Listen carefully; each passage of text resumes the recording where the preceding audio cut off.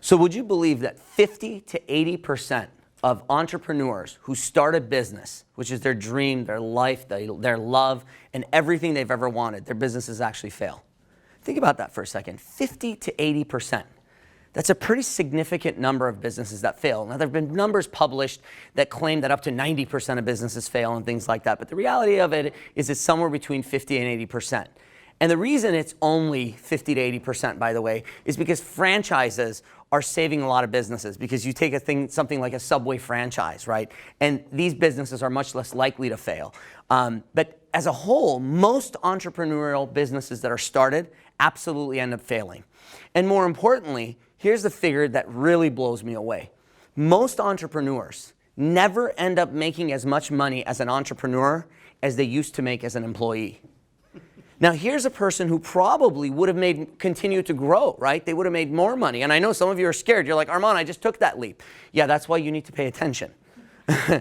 Because what happens is people have a job, right? And then they decide, I want to be an entrepreneur. And they go start a business. And they think that that means they're going to make more money. No, being an entrepreneur isn't about making more money. They think, oh, I'm going to get more freedom. No, being an entrepreneur is not about having freedom. You don't get any of that stuff. It's like having kids. People think, oh, if I have kids, I'm going to be free. No, it's like, would you do that? Would you decide, I'm going to go have 4 kids because I really want to have my freedom? Those of you who have kids, you know that's not the way it works, right? So a business is not going to give you freedom, and it's not necessarily going to give you more money. See, the reason to start a business is because you're crazy and you're so in love with being an entrepreneur that you're willing to make less money, put up with hell, work harder than everybody else you know, and just do it because you love it. That's why you start a business. Now, if you start a business and you feel the way I just described, are you going to make more money than the people you know? Yes. Yeah, of course you are. But you have to go into it because you love business so much that you're crazy about it, right? You can't sit here on a Saturday and be worried about the fact that tomorrow's Sunday, right? It doesn't matter. The days of the week don't matter if you really love business, but that's where people make a mistake. So if you truly are an entrepreneur or you want to be an entrepreneur, I'm going to tell you, it's actually a lot easier than you think. With all these failure numbers and all that stuff, they're not really representative because actually being an entrepreneur is fairly simple. The difficult part is getting people to comprehend that it's not just the normal thing where you just go from a job and you start a business and then you become a millionaire. That's not the way it goes, right? So there are only 10 parts. That's it. Really only 10 parts to a business. And the number one thing that you have to understand is 80% of your business's success comes from your mindset. The business owner's mindset, the CEO's mindset is 80% of a business's success. What that means is that you have to understand you are the most important aspect of your business, especially early on.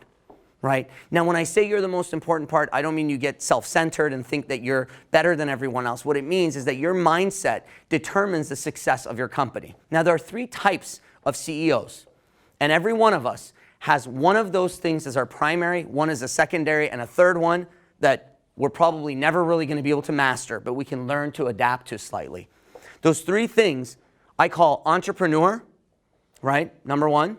Number 2 is artist. And number 3 is operator. Now, what's the difference? The difference between these 3 is the entrepreneur is the crazy one who wants to grow, who wants to invest, who takes risks, who pushes the envelope. And in our world, what we do is we call everybody who owns a business an entrepreneur, but it's not true. In fact, the best business people in the world aren't actually entrepreneurs when you look at these 3 different things, right? So you have the second group. What's the second group? The second group are people who are artists. Now, what does an artist mean? An artist means someone is in a business because they love the craft, right? They're in, for example, marketing because they love marketing, right? They're in the restaurant business because they love food or people, right? They're in whatever business they're in because it's that thing that the business creates that they're in love with, right? And then you have the operator. The operator is exactly the opposite of what an entrepreneur is in many cases.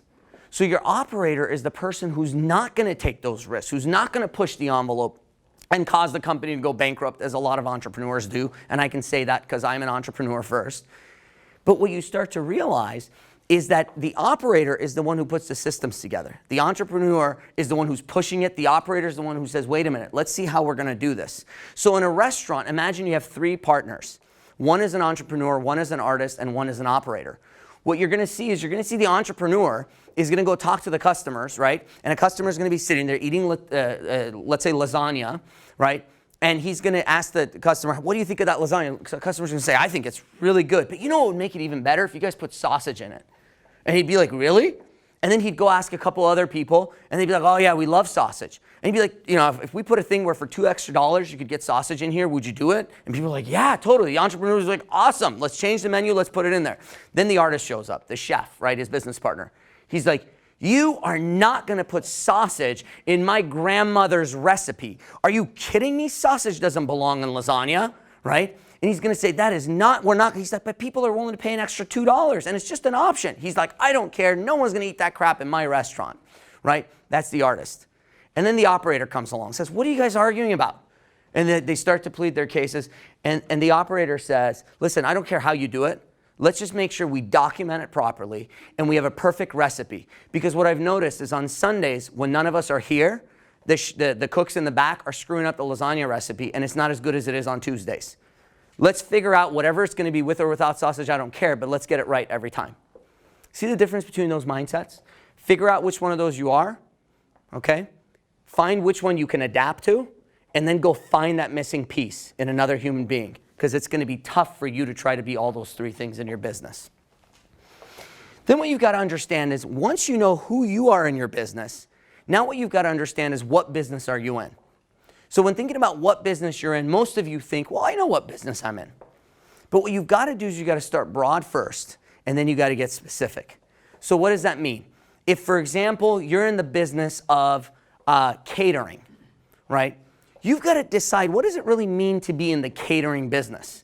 If it's just catering, that sounds great, right? But if you cater, let's say, for example, parties, right? Then maybe what the business that you're in is creating an incredible environment of food and fun for people who are throwing large parties, right? If, for example, you're in the business of being a wedding coordinator, right? Maybe you're in the business of making people's dreams come true by giving them the incredible wedding that they've only imagined in their fantasies.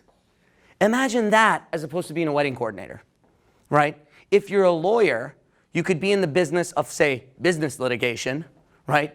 Or you could be in the business of, for example, when someone says, what do you do? I'm in the business of making sure that business owners do not have their rights taken away from them by people who have more money and power than they do. Doesn't that get you a little more excited than business litigation? And we use these terms and people let us get away with them. Why? Because we just go through this thing. Right now someone says, well, how do you do that? Oh, the way I do that is I'm an incredible business litigation attorney. And what that means is I go to court and I fight for you, right? If that's what it takes. Or if it means settling a case, then that's what I do. But whatever it is, you start with this broad thing of what are you really providing? And I would say most business owners have no idea what it is that they're providing, that big picture. And that's why when you talk to them, what they use is they use a bunch of terms that make sense to them and their colleagues, but not truly to the people that they're trying to serve best. So now, let's think about this. We know there's 10 parts, right? We started with saying we need to know what business we're in. So once you know what business you're in, now what you need to know is that you're in this business. Who are you in your business? Are you the entrepreneur? Are you the operator? What are you? Once you know that, now it's who is your ideal client? Again, as I coach business people, most business owners have no idea who their ideal client is. Why? It seems like a crazy concept if you're not a true business owner and you don't understand entrepreneurship. It seems like everyone should be your customer, right? I mean, if I have all of you here in this room and I have something to sell, let's say it's a broom, why not try to sell it to all of you? Well, the reason to not try to sell it to all of you is because that just doesn't work. Then I can't provide you the highest quality of service and I can't connect to you the way I need to. So I have this thing called the $100,000 lead test, right? And I talk about this extensively. I'll give you guys a quick version of it here. The $100,000 lead test is this. We have this room here, and I am willing to put as many people as you want in this room that are your ideal client, but I'm going to charge you $100,000 per person to put them in this room. Now, if the product you sell is only $1,000, you can mess with the numbers and assume that that lead's going to cost you $900. But if I was going to put your ideal client in this room and I was going to charge you $100,000 for each of them to be here, who would you want in this room? And what you realize when I say that, suddenly people start saying, well, I'd really like people to be between the age of this and this. If you're business to consumer, if you're business to business, they're going to say, well, I want companies that have this many employees, right? I want people who live in this geographic area. And that's the key to making sure that you identify your ideal client. If you're in real estate and you say, I do real estate in, Northern California. Yeah, that might be useful, right? But what you want to do is really nail it down. Figure out who is your ideal client. Are they buyers or sellers? What specific geographic area? Do you feel you're better off selling to men or women? Single people or married people? Families? Condos or homes? Right? As you start to think about all those things, what you can now do is you can develop everything around a specific ideal client. Remember, 10 parts to a business, right? And we're just getting started. So imagine some of the businesses that fail, 50 to 80% of businesses fail. Some of the ones that fail, this is why they fail. Because they never identify who their ideal client is, and they always try to just be everything to everybody. And as we've talked about, that just doesn't work. You can't try to be everything to everybody and have it still work for you, right? If you're a restaurant, even the art that you put on the wall, the types of chairs and tables that you select, right? The kind of people you hire in your business, all of that is going to be affected by who you decide is your ideal client. So again, we've got these 10 parts. We got your mindset straight, right? We know what business you're in. Now you know who your ideal client is. So what's next? You've got to market to these people. You've got to learn to market to them. But traditional marketing is absolutely dead. Traditional marketing is dead. Printing up flyers and brochures and advertisements and things like that, there are few industries left where that could potentially still work. But in most industries, that concept is completely dead. What you've got to do is you've got to become the expert in your industry, and you have to educate people. Now, when I say traditional marketing is dead, people think what I mean is traditional marketing used to be what worked, and now there's this thing new, educational marketing. No, educational marketing is as old as mankind. In fact, if you think back to doctors 20,000 years ago, they did educational marketing, right? You have a medicine man, let's say in a village. That medicine man would share knowledge, and that's why people would go to the medicine man when they needed something, right? The medicine man didn't put up flyers and say, when you're sick, come to me. Instead, he or she would provide that knowledge on a regular basis, give people advice, give people information, right? And people would get the information, and then when they needed help and they were sick, guess who they'd go to? The medicine man. And that's what we've lost. We've stopped educating people. In every business that I own today and that I have owned, and I've owned 12 different companies, I can tell you in every single one of those, my primary focus is educating people. Because when you can educate people, you become the expert. And once you become the expert, price goes out the window. People don't care how much it costs to work with you because now you are the expert. Now, they may not be able to afford your services. That's a different story. But trust me, you're the one they're going to want to do business with. So instead of trying to be a real estate agent, what if you became the source of knowledge for real estate in a specific city? Now imagine what kind of sales you have. Now imagine what kind of referrals you would get to people, right? So 10 parts, we got your mindset, correct? We know what business you're in, right? We got that part. Now we know who your ideal client is, and now we start to market to them using educational marketing by providing them information. Once we do that, now you got to tackle sales. And most entrepreneurs, this is where they get stuck.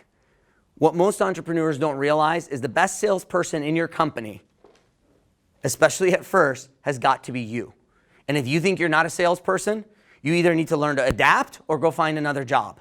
Because as a business owner, your art alone is not going to cut it.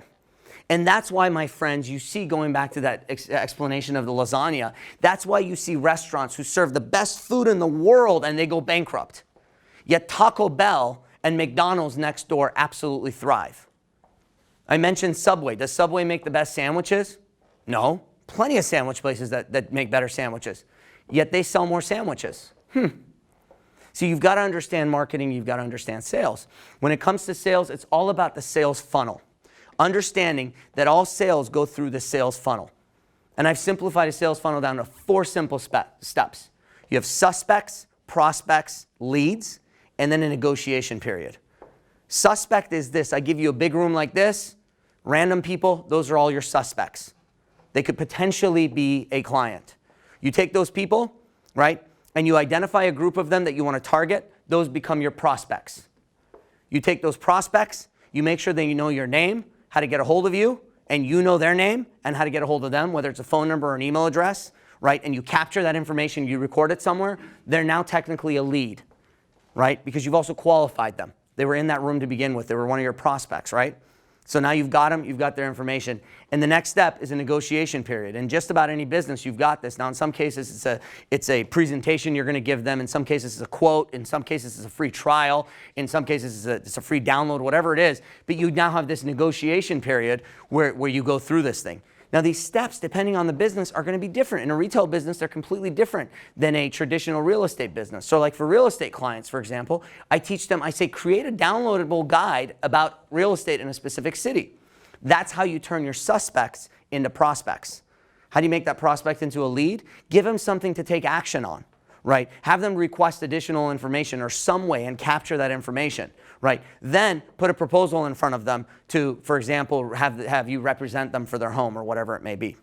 So again, 10 parts. We started with having your mindset, right? You know what business you're in, right? Then you know who your ideal client is, and you know how to market to that person or that company. And now you've gone after them and you've put them in your sales funnel. The next thing is you have to understand operational systems. Because if you sell, right, and you don't have operational systems, what are you always going to have? A job. And this is where, by the way, 50 to 80% of business owners fail. But the ones who do succeed, guess what 90% of those end up with? A job. Just a lower paying job than they used to have.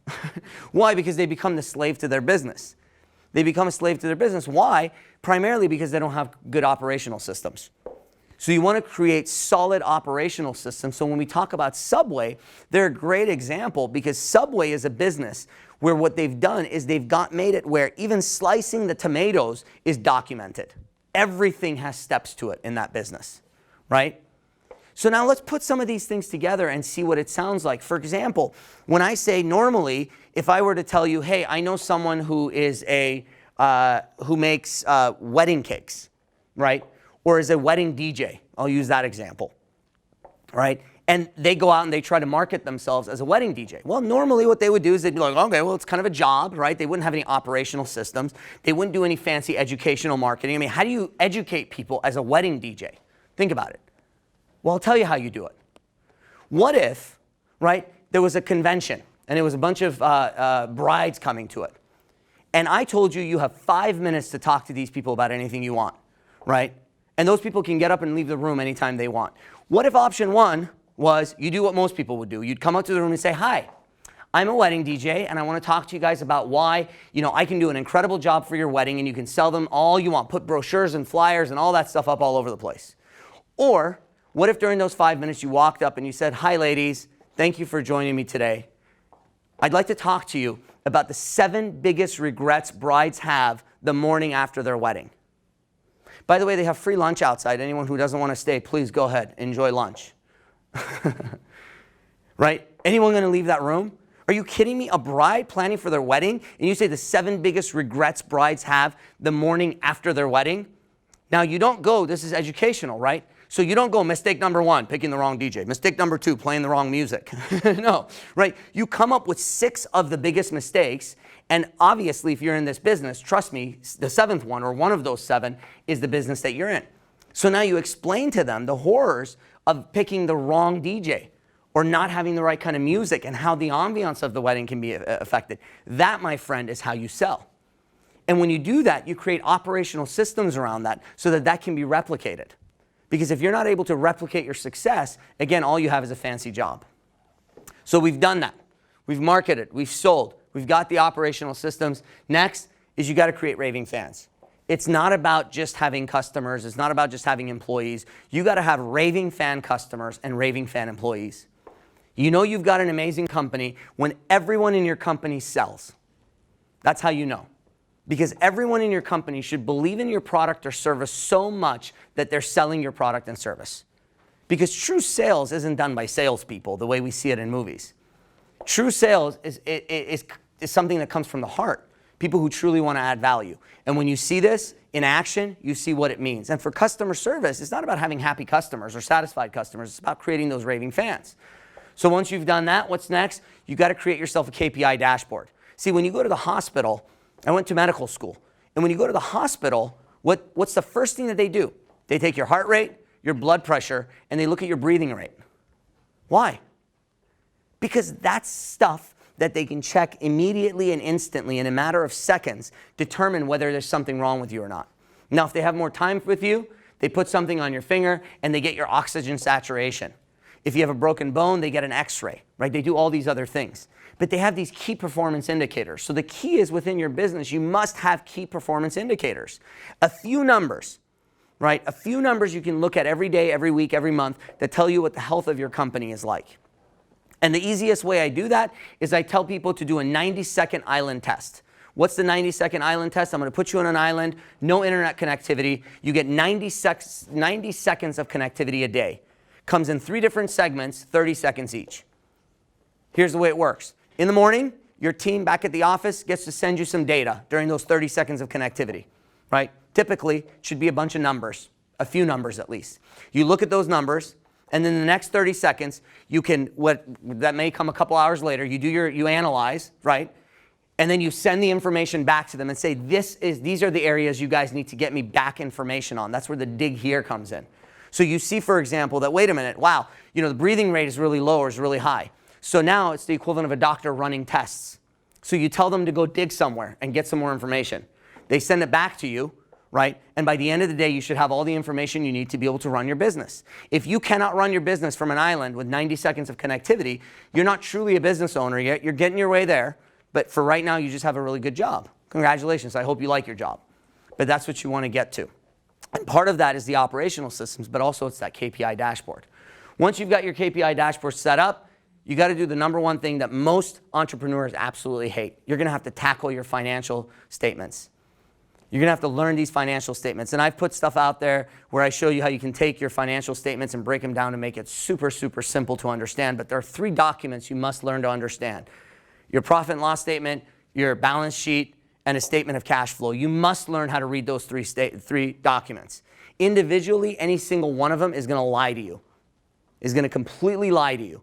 Now, this is a bit more in-depth, but it's not that complicated of a concept. I can teach everyone in this room in 30 minutes how to read your financial statements and get everything you need out of them, even if you've never been in business. But you got to know those 3, your P&L, your balance sheet, and your statement of cash, okay?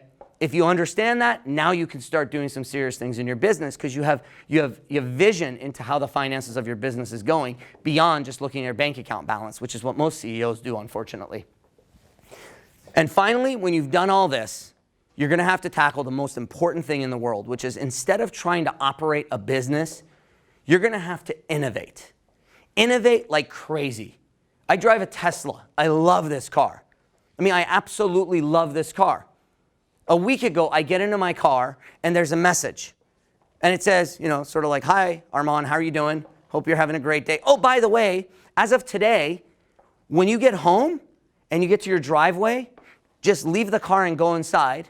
And if you click the button just the right way, I will go ahead and raise up your garage door. I'll park myself in the garage, and then I'll close the garage door behind me. Oh, and by the way, I don't know how sensitive you are to space, so just tell me, how close do you want me to get to other stuff?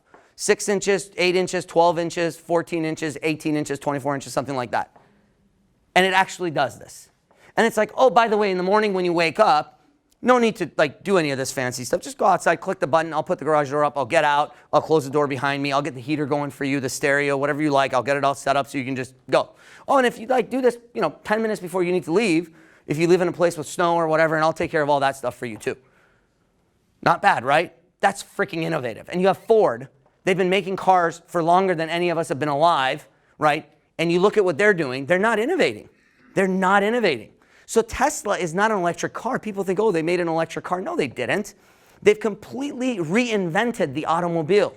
So my question to you is this: in your business, how can you completely reinvent your business? What could you do today that completely reinvents everything in your industry? And what if you did that? What would that do to your business? And I have a little sort of a surprise I want to share with you guys. And that is that I'm talking to you about business.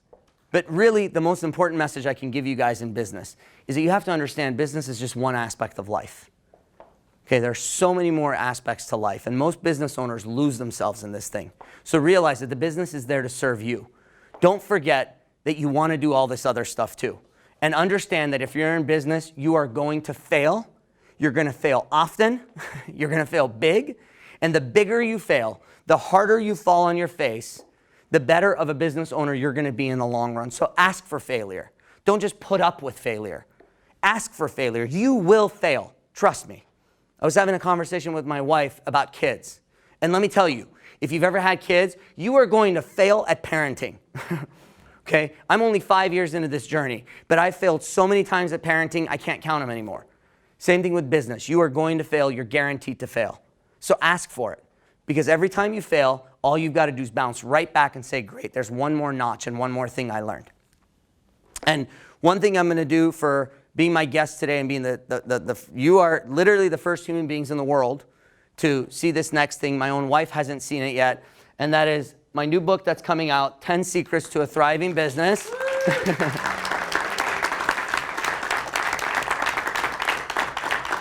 10 Secrets to a Thriving Business. I've taken 23 years of my business experience with my background in neuroscience, understanding human beings, understanding marketing and sales and all of those systems, and I've put them together, my life's work, in one book that combines everything that I believe you need to know to run a business. And if you understand this, if you're an entrepreneur today, you want to get this information. If you have not yet started your entrepreneurial journey, this is a good time to learn this stuff because you can apply it once you do. And if you're 50 years into the business and you know more about business than I'll ever know, there's nothing wrong with that either.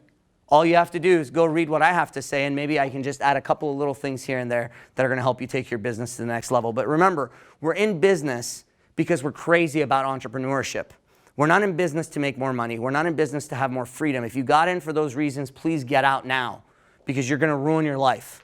But if you got in because you're so crazy about being an entrepreneur, about owning your business, and about doing things, and about innovating, then welcome to the club. I'm excited to have you, and I'm excited to do big things together. Thank you very much.